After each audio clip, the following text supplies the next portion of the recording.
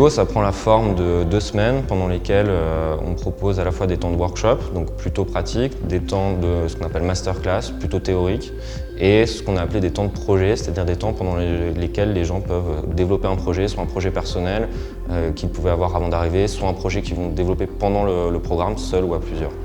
On a décidé de thématiser cette première édition autour de l'approche éco-consciente de l'art numérique.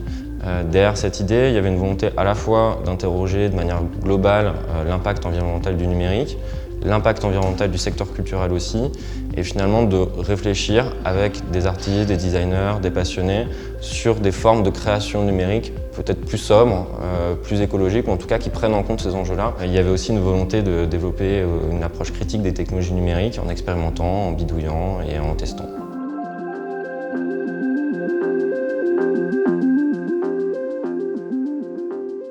C'est découpé en 2 grandes parties. Une partie avec essentiellement des masterclass et des intervenants qui viennent nous parler de leur sujet de recherche, d'études ou de leur mode de conception, de pensée. C'est assez divers en fonction des profils. Ce qui est assez appréciable parce que en fait, l'éco-conception, ça peut paraître assez large. Et là, on a quand même des points de vue très différents, que ce soit consommation énergétique, mode de diffusion, manière de penser aussi un peu les projets, structures existantes qui peuvent aussi nous permettre de poursuivre la recherche un peu plus en détail de notre côté. C'est autant théorique que pratique et du coup, ça balaye large, mais en même temps, c'est assez spécifique et assez dense. Cette première édition a été montée en collaboration avec 2 partenaires, la Samoa d'une part, qui a apporté un soutien financier et matériel à cette édition en mettant à disposition les locaux dans lesquels elle s'est déroulée, et l'association Note d'autre part, portée par 2 artistes, Benjamin Gollon et Dasha Lina.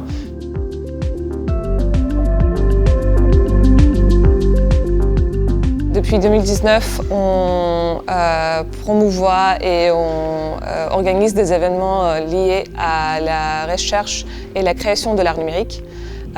Et du coup, on organise chaque année un événement qui s'appelle la No School à Nevers en Bourgogne.